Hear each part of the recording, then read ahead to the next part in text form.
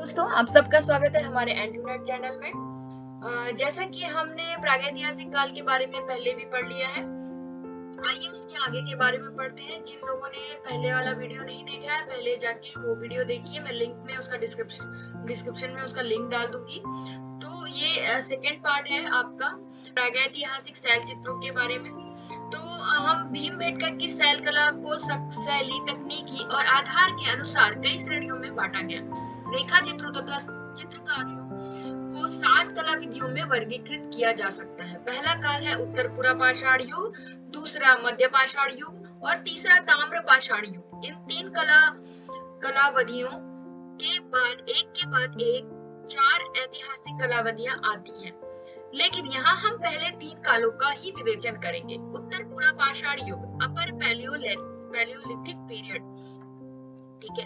उत्तर पूर्व पाषाण युग के चित्र हरी और गहरी लाल रेखाओं से बनाए गए। इनमें कुछ छड़ी जैसे पतली मानव आकृतियां हैं, लेकिन अधिकांश चित्र बड़े बड़े जानवरों जैसे भैंसों, हाथियों, बाघों, गैंडों और सूअरों के हैं। कुछ चित्र धमन चित्र, वॉश पेंटिंग है, लेकिन अधिकांश चित्र ज्यामितीय आकृतियों से भरे हुए हैं। ऐसे चित्रों का शिकारियों से कोई संबंध नहीं दिखाया गया है। हरे चित्र नर्तकों के हैं और लाल चित्र शिकारियों के हैं। मध्य पाषाण युग, मेसोलिथिक पीरियड, दूसरी कलाविधि यानी मध्य पाषाण युग के चित्रों की संख्या सबसे अधिक है। इस अवधि के दौरान विषयों की संख्या कई गुना बढ़ गई है, मगर चित्रों का आकार छोटा हो गया है। शिकार के दृश्यों का प्रमुखता मिल गई है और शिकार के दृश्यों में लोगों को सामूहिक बनाकर कांटेदार भाले, नोकदार डंडे, तीर कमान लेकर जानवरों का शिकार करते हुए दिखाया गया है। कुछ चित्रों में आदि मानवों को जाल, फंदे लेकर या गड्ढे आदि खोदकर जानवरों को पकड़ने की कोशिश करते हुए दिखाया गया है। शिकारियों को साधारण कपड़े और गहने पहने हुए चित्रित किया गया है। कुछ चित्रों में मनुष्यों को सुंदर कपड़ों में सजा हुआ और कुछ में मुखौटे पहने हुए भी दर्शाया गया है। कुछ चित्रों में हाथी, जंगली सांड, बाघ, शेर, सूअर, बारहसिंगा, हिरन, तेंदुआ, चीता, गैंडा, मछली, मेढक, छिपकली, गिलहरी जैसे छोटे बड़े जानवरों को और पक्षियों को भी चित्रित किया गया है। मध्य पाषाण काल के कलाकार जानवरों को चित्रित करना अधिक पसंद करते थे। कुछ चित्रों में जानवरों को मनुष्य का पीछा करते हुए दिखाया गया है और कुछ चित्रों में मनुष्यों द्वारा जानवरों का पीछा करके शिकार करते हुए दिखाया गया है। कुछ जानवरों के चित्रों में विशेष रूप से शिकार के दृश्यों में मनुष्य को जानवरों से डरते हुए दिखाया गया है, लेकिन बहुत से चित्रों में मनुष्यों को जानवरों के प्रति प्यार और सौहार्द का भाव प्रदर्शित करते हुए भी चित्रित किया गया है। तथा कुछ ऐसे चित्र हैं जिनमें प्रमुख रूप से जानवर ही उकेरे गए हैं। यद्यपि जानवरों को प्राकृतिक अवस्था में चित्रित किया गया है, मगर मनुष्यों को साज सज्जा तथा रुचिपूर्ण रीति से प्रस्तुत किया गया है। स्त्रियों को निर्वस्त्र और सवस्त्र दोनों ही रूपों में चित्रित किया गया है। इन चित्रों में बूढ़े और जवान सभी को समान रूप से स्थान दिया गया है। बच्चों को दौड़ते, उछलते, कूदते, खेलते दर्शाया गया है। सामूहिक नृत्य इन चित्रों का आम विषय रहा है, परंतु ऐसे भी चित्र हैं जिनमें लोगों को पेड़ों से फल या शहद इकट्ठा करते हुए, स्त्रियों को अनाज पीसते हुए और खाना बनाते हुए भी दिखाया गया है। कुछ शैल चित्रों में मनुष्य, स्त्रियों और बच्चों को एक साथ दिखाया गया है और मानो कि वो एक परिवार के सदस्य हों, लेकिन शैलस्यों में हम हाथ और मुट्ठी की छाप पाते हैं, तो कुछ जगह उंगलियों के सिरों के निशान।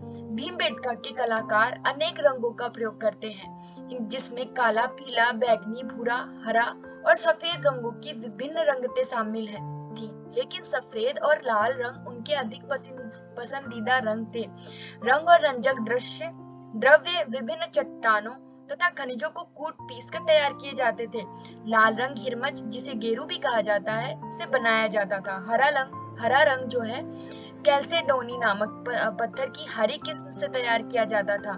साथ सफेद रंग संभवतः चूना पत्थर से बनाया जाता था। रंग बनाने के लिए खनिज की चट्टान के टुकड़ों को कूट पीसकर पाउडर जैसा बना लिया जाता था। फिर उसमें कुछ पानी और गाढ़ा चिपचिपा पदार्थ जैसे जानवरों की चर्बी या पेड़ों से निकाला हुआ गोंद, जिसे रॉल भी कहा जाता था, मिला लिया जाता था। इस प्रकार रंग तैयार हो जाने के बाद उसमें पेड़ की पतली रेशेदार टहनियों से बने ब्रश को तैयार करके करते हुए चित्र आदि बनाए जाते थे। आश्चर्य की बात तो यह है कि हजारों साल पहले बनाए गए इन चित्रों के रंग हवा पानी की मार को झेलते हुए आज भी बरकरार हैं। यह समझा जाता है कि ये रंग अब तक इसलिए अक्षुण्ण रहे क्योंकि चट्टानों की सतह पर जो ऑक्साइड मौजूद थे उनके साथ इन रंगों की रासायनिक प्रक्रिया ने इन्हें स्थायी बना दिया।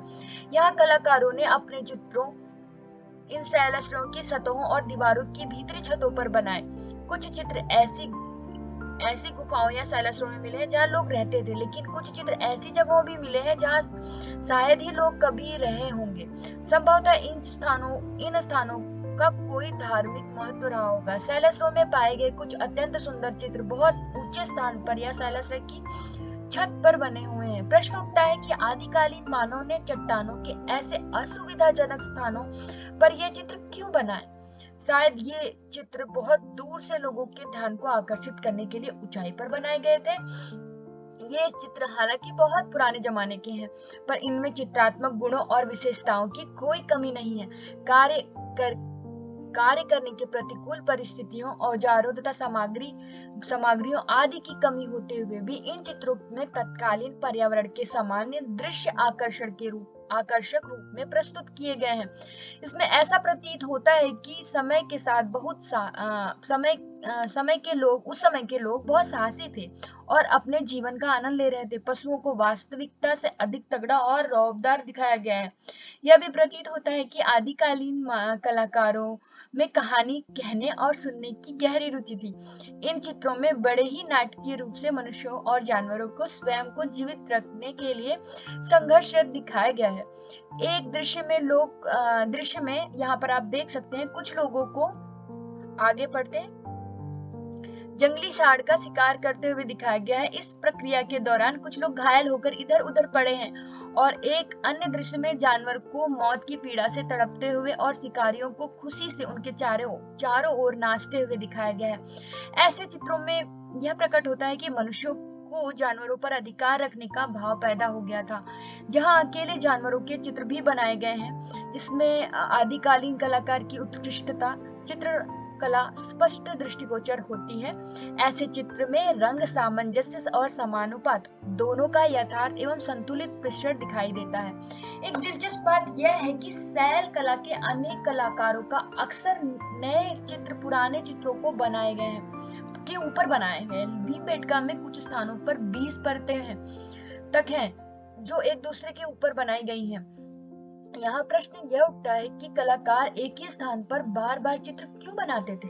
इसका एक कारण तो यह भी हो सकता है कि जब किसी कलाकार को अपनी रचना पसंद नहीं आती है तो वह अपनी दूसरी रचना चित्रित कर लेता है, तथा दूसरा कारण यह हो सकता है कि वे चित्र और स्थान पवित्र या विशिष्ट माने जाते थे और उन पर कलाकार बार बार चित्र बनाते थे। यह भी संभव है कि भिन्न भिन्न पीढ़ियों के लोगों ने भिन्न भिन्न समय में एक ही क्षेत्र में चित्र बनाए थे। इन प्रागैतिहासिक चित्रों में हम तत्कालीन मनुष्यों और उनकी जीवन शैली, उनका खान पीन, उनकी आदतों, उनकी दैनिक गतिविधियों, यहाँ तक कि उनके मन मस्तिष्क तथा चिंतन को समझने में सहायता मिलती है। प्रागैतिहासिक काल के अवशेष विशेष रूप से अनेक प्रकार के पत्थरों के हथियार, औजार, मिट्टी के खिलौने और हड्डियों के टुकड़े मानव सभ्यता के विकास के महान साक्ष्य हैं। तथापि उन सबसे अधिक महत्वपूर्ण तो ये शैल चित्र हैं जो आदिकालीन मानव हमारी अमूल्य धरोहर के रूप में हमारे लिए छोड़ गए हैं। अब अभ्यास वाले क्वेश्चन जो हैं हम लाइव क्लास में करेंगे। यहाँ पर चित्र बने हुए हैं, देखिए ये हमें अल्मोड़ा से पाए गए लखुडियार का भी थोड़ा याद दिलाता है। लोग एक दूसरे का हाथ पकड़कर नृत्य कर रहे हैं और यहाँ पर एक शिकार का चित्र है जिसमें एक भैंसे को मारते हुए एक सामूहिक रूप से दिखाया गया है। तो आप इन चित्रों को जरूर देखिए पढ़ते वक्त, जिससे आपको चीजें बहुत अच्छे से मेमोराइज हो जाएंगी, याद हो जाएंगी। अगर आपको अच्छा लगा तो लाइक एंड सब्सक्राइब कर दें। Thank you for watching. Bye bye.